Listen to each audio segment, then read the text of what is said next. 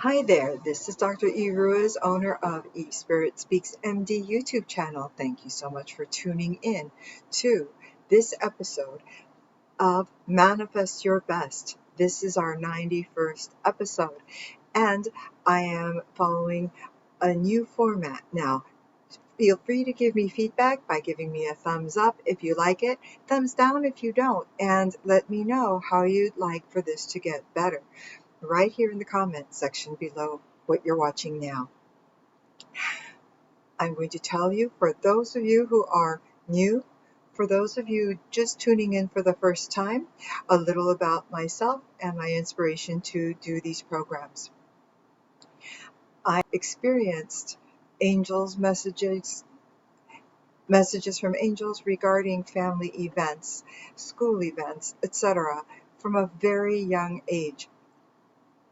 I had assumed that everyone went through these things until I became older, compared notes, and found out that wasn't necessarily the case.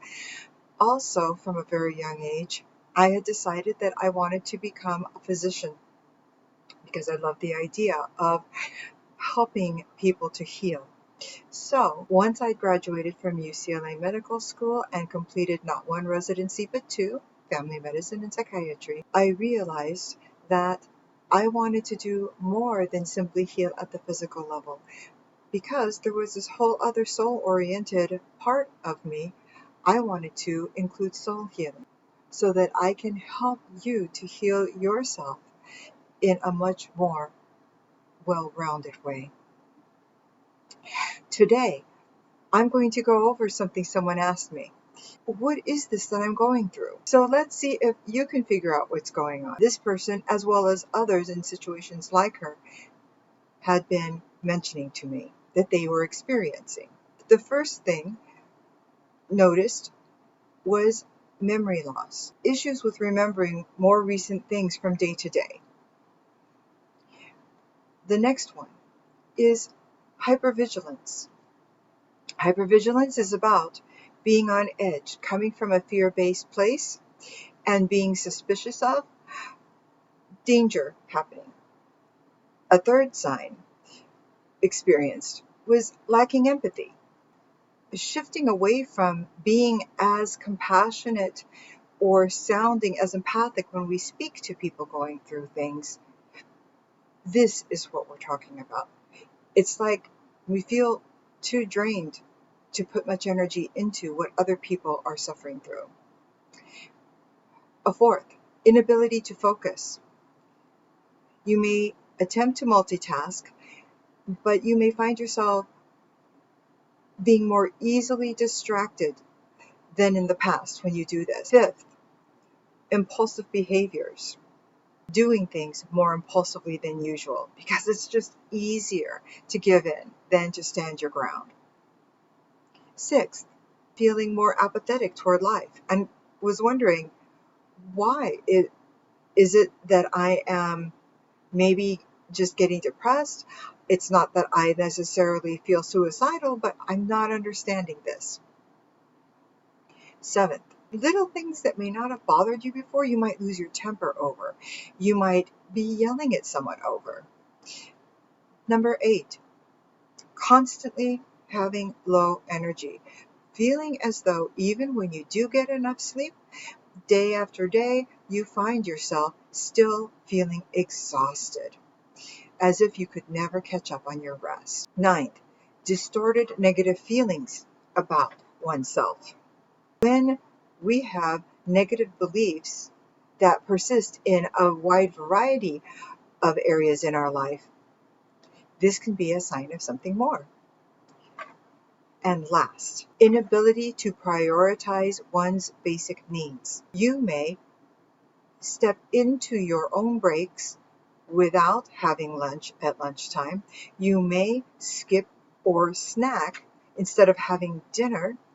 You may wear the same clothes day after day. What do all these things point to? This is called survival mode or survival brain. As we all know, trauma can cause this. Survival mode can be caused by changes to routine, disruption of school, disconnection from friends and family, loss of loved ones, emotions from civil unrest, experience with racism, bullying, financial uncertainty. What is it that you can do about these things? First and foremost, talk to mental health experts. If what's going on is affecting you so much that you cannot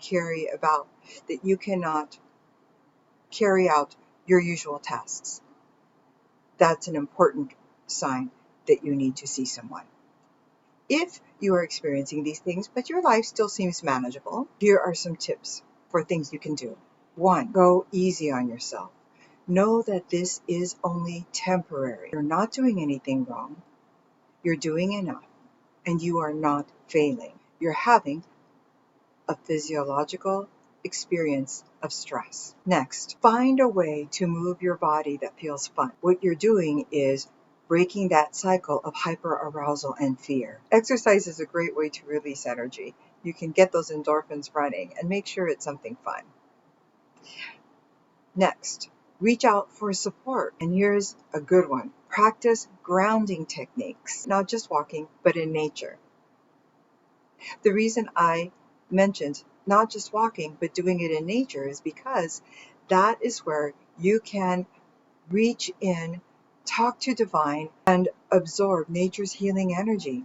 It's ready for you. Any physical activity helps to ground you because it's putting you more in touch with and aware of this physical plane that you live in. If you've been going through these things for a number of months, I am here with my Western medical background and with metaphysical ways to help you achieve that which you need, because my goal is to help you manifest your best. As I have put much time into describing this syndrome, because I want you to be able to recognize it so that if you need help, you get it. I am only pulling 2 cards today, and they are from the Soul's Journey deck with James Van Praagh. Just spread the cards out here in a rainbow, and I am pulling them now. Oh, 2 came at one time. Okay, beautiful. Here they are. 1 is the Purpose card. Spirit's input here is that when you're going through all these things that can be distracting, remember that you know what you are here to do. Whether it's for your work, whether it's for your family, keeping you on track. Next is the Pride card. This one says, I love myself and see myself in everyone. I love this mantra because this helps to take care of prioritizing your basic needs. It's about self-love. So when you love yourself and remind yourself of this truth, you're more likely to get up and go and do that physical exertion, take care of that job, to attempt to focus more on what needs to get done so that you can earn the money that you need to pay your bills. And by seeing yourself in everyone, you are reconfirming that you are a beautiful human being. It's not that you are majorly slacking, majorly failing. You are affected by stress, and at the same time, you're getting through it. Make the best of it. If you enjoyed this program, be sure to give a thumbs up.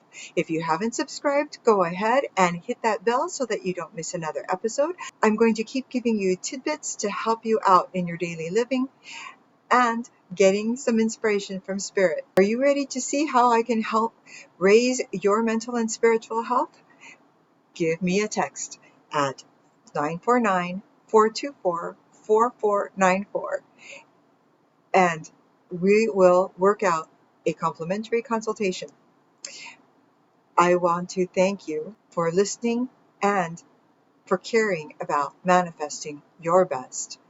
I wish for you to stay well, to be blessed, and most of all, to express your most genuine, human, spirit-guided, authentic you. Namaste.